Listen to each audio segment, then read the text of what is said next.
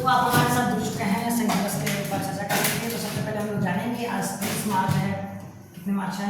तो आज 23 मार्च 2025 है। आज हम लोग चर्चा करेंगे शहीद दिवस के ऊपर, ठीक है। तो सबसे पहले बात कर लेते हैं हम लोग। देखिए कि जो आज का दिन है शहीद दिवस के, जो हर साल 23 मार्च को शहीद दिवस के रूप में उनके नमन करते हैं, उनके बलिदानों को हम लोग सब नमन करते हैं। कहा जा रहा है इनके बारे में कि भगत सिंह, सुखदेव और थापर शिवराम राजगुरु के बलिदान को याद करने का यह दिन है आज का। और सबसे पहले उनमें हम लोग जानेंगे भगत सिंह के बारे में। इस टॉपिक पे हम लोग देखते हैं भगत सिंह के बारे में। सबसे पहले हम लोग जानेंगे भगत सिंह के बारे में कि जो भगत सिंह है उनका जन्म कब होता है भाई। तो जन्म इनके बारे में जानेंगे हम लोग कि 28 नवंबर 1907 ईस्वी को जन्म होता है, ठीक है। और इनका नाम क्या है? तो भगत सिंह है, ठीक है, भगत सिंह। लेकिन पहले भगत सिंह नाम हुआ होगा कि क्या था नाम? तो पहले भांगो वाला। क्या था पहले नाम का? तो भांगो वाला। भांगो वाला जो कि अर्थ होता है क्या? भाग्यशाली, ठीक है, भाग्यशाली, जो आगे चल करके भगत सिंह के नाम से क्या हुए? फेमस हो गए, ठीक है, भगत सिंह के नाम से फेमस हो गए, यानी प्रसिद्ध हो गए, ठीक है। अब हम लोग बात करेंगे आगे। ये तो हो गया इनका जीवन, लेकिन इनका जीवन बहुत ही छोटा था। महज इन्होंने 23 साल की उम्र में हंसते हंसते अपने जीवन को कुर्बान कर लिया। कितने साल की उम्र में? 23 साल की उम्र में, ठीक है। 23 साल और 23 मार्च 1931 ईस्वी को इनका क्या हो जाता है? मृत्यु हो जाता है, यानी कि फांसी के तख्ते पे हंसते हंसते चढ़ जाते हैं। अब जानते हैं इनके बारे में कि कहाँ से बिलोंग करते थे। तो ये बिलोंग करते हैं कहाँ से? तो लैलपुर जगह का नाम, जिला का नाम है क्या है? तो लैलपुर। जिला का नाम क्या है? तो लैलपुर, जो कि पड़ता कहाँ पे है? तो अभी का पाकिस्तान में पड़ता है, ठीक है, पाकिस्तान में पड़ता है, ठीक है। और यह लैलपुर गांव का नाम क्या था? तो गांव का नाम बांका था, ठीक, गांव का नाम क्या था? तो बांका, जो कि पाकिस्तान में पंजाब में पड़ता है। और हम लोग जान गए इनके बारे में कि इनका नाम क्या है इनके और कहाँ से बिलोंग करते हैं, ठीक है। जो इनके चाचा और पापा थे, चाचा और पिताजी, वो स्वतंत्रता संग्राम के सदस्य थे, यानी कि एक्टिव सदस्य थे। और महज 12 साल की उम्र में जब इनका एज हो रहा था, कितने साल? तो 12 साल। तो 12 साल उसी समय इन्होंने क्या देखा? तो जालियांवाला नरसंहार। कब था भाई? तो 1919 ईस्वी में जालियांवाला नरसंहार हुआ था। उसी समय से इनके जज्बे, इनके जीवन को क्रांतिकारी में बदल दिया गया, यानी कि खुद पे खुद अपने आप को क्रांतिकारी में बदल दिया। अब जानते हैं इनके बारे में, आगे हम लोग देखते हैं। अब जरा आगे देखिए, हम लोग जानेंगे 23 मार्च को शहीद दिवस के रूप में मनाते हैं। और इन्हीं दिनों को 23 मार्च 1931 ईस्वी को 7:33 पे फांसी की सजा दी गई थी। कहाँ पे? तो लाहौर सेंट्रल जेल में दी गई थी, ठीक है। अब हम लोग जानेंगे आगे।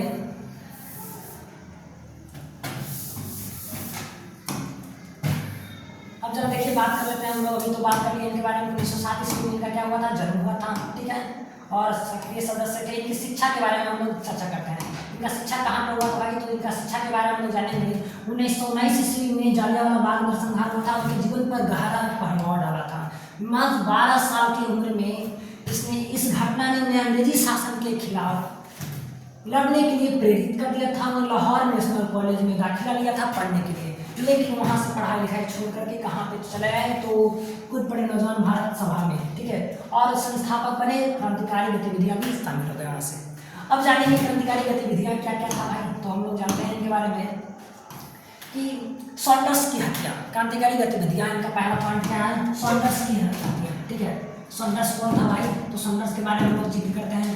सॉन्डर्स की हत्या कब हुई थी? तो कहता है कि 1928 ईस्वी में लाला लाजपत राय, जिसे हम लोग पंजाब केसरी के नाम से भी जानते हैं। किसके नाम से जानते हैं? तो पंजाब केसरी से। स्पेशल वीडियो लेकर आएंगे लाला लाजपत राय और सानिया मिर्जा की। तो इनको हम लोग पंजाब केसरी के नाम से जानते हैं। किन्हें भाई? तो लाला लाजपत राय को।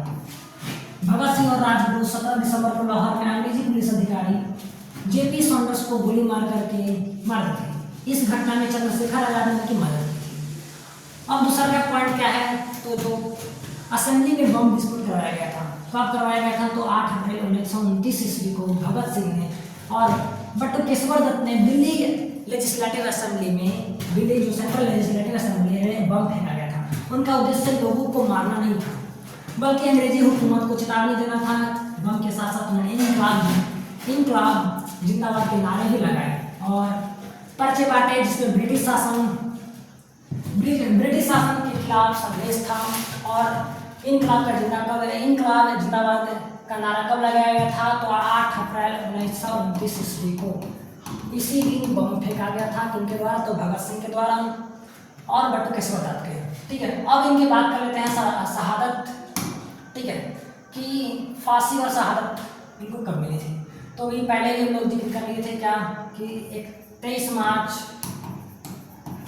1931 ईस्वी 7:33 पर इनको लाहौर के सेंट्रल जेल में फांसी दे दी गई थी। उस समय राजगुरु 22 साल के, बाकी सुखदेव और भगत सिंह 23 साल के थे। अब इनकी कुछ मुख्य पॉइंट है, मुख्य पॉइंट के बारे में हम लोग चर्चा कर लेते हैं, जो कि सबको अपने जीवन में फॉलो करना चाहिए। पहला पॉइंट है यहाँ पे क्या, तो कहते हैं भगत सिंह न केवल एक क्रांतिकारी बल्कि एक विचारक भी थे। जो भगत सिंह थे वह क्या थे, एक विचारक, जैसे एक थॉट को रखने वाले। वे समाजवाद और मार्क्सवाद से प्रभावित थे। उन्हें कुछ प्रमुख विचार को लिखे हैं। कहा गया है कि इंसान को कुचला जा सकता है, उनके विचारों को नहीं। ठीक है, इंसान को कुचल दिया जाता है और ब्रिटिश सरकार के द्वारा कुचला नहीं गया। जिंदगी तो अपने दम पर जी जाती है, दूसरों के कंधों पर तो सिर्फ जनाजे उठते हैं। ये सब वक्तव्य किनका है, तो भगत सिंह का वक्तव्य है, हमारा वक्तव्य नहीं है। अगला पॉइंट है क्या, राह का हर कण मेरी गर्मी से गतिमान है, एक ऐसा पागल हूँ जो जेल में भी आजाद है। यानी सब पॉइंट है भगत सिंह का, और खास करके क्रांतिकारियों के बारे में बताया गया है क्या, कि राह का हर कण मेरी गर्मी में गतिमान है और हम जेल में भी रह करके मैं क्या हूँ, आजाद। अगला है बम और पिस्तौल से क्रांति नहीं आती है। बम और पिस्तौल से क्रांति नहीं आती है, क्रांति के परिवार के विचारों में स्थान पर तेज होती है। अगला है, उन्होंने मैं नास्तिक क्यों हूँ जैसे लिख कर अपनी वैज्ञानिक सोच और धर्म के प्रति विचार व्यक्त किए हैं। यानी भगत सिंह के द्वारा कुछ विचार, कुछ थॉट को व्यक्त किया गया था। अब बात करते हैं हम लोग आगे, शहीद दिवस का महत्व क्या है भाई। तो हम लोग जानते हैं शहीद दिवस का महत्व के बारे में, कि शहीद दिवस हमें याद दिलाता है कि आज़ादी आसानी से नहीं मिली है। भगत सिंह, सुखदेव और राजगुरु जैसे नौजवानों ने अपने जीवन का बलिदान दिया है, और महज 22 साल और 23 साल के उम्र में। ठीक है, 22 साल और 23 साल की उम्र में बलिदान। जिस समय हम लोग स्कूल कॉलेज पढ़ रहे होते हैं, उस समय उन्होंने अपना जीवन त्याग दिया। अब जानते हैं भगत सिंह के साथ ही सुखदेव और राजगुरु के बारे में भी। सुखदेव थापर, इनका जन्म 15 मई 1907 ईस्वी के रायपुर में हुआ था, और यह भगत सिंह के बचपन के दोस्त और हिंदुस्तान सोशलिस्ट एसोसिएशन के सक्रिय सदस्य थे। ठीक है, जिसे हम लोग HSRA के नाम से जानते हैं। और इनका जो दूसरे मित्र थे कौन, तो शिवराम राजगुरु। पूरा नाम क्या था, शिवराम राजगुरु। 24 अगस्त 1908 ईस्वी को पुणे महाराष्ट्र में हुआ था इनका जन्म, और यह शिवाजी और लोकमान्य तिलक से प्रभावित थे, और सॉन्डर्स के हत्याकांड में भगत सिंह के साथ थे। यानी जो सॉन्डर्स हत्याकांड हुआ था उनमें इनका क्या थे, सहपाठी थे। और सॉन्डर्स हत्याकांड हुआ, उसके बाद इसका निष्कर्ष क्या निकलता है, तो कहा जा रहा है क्या, भगत सिंह, सुखदेव और राजगुरु की शहादत भारतीय इतिहास में स्वर्णिम अक्षरों में लिखी गई है। शहीद दिवस केवल इनके बलिदान को याद करने का दिन है, बल्कि यह हमें भी सिखाता है कि देश के कुछ कर्म करने की भावना हर नागरिक में होनी चाहिए। इनकलाब जिंदाबाद का नारा आज भी लोगों के दिलों में गूंजता है, और हम अपने आधिकारिक कर्तव्यों को प्रगति जागरूक करते हैं। ठीक है, ये था शहीद भगत सिंह के बारे में, सुखदेव और राजगुरु के बारे में।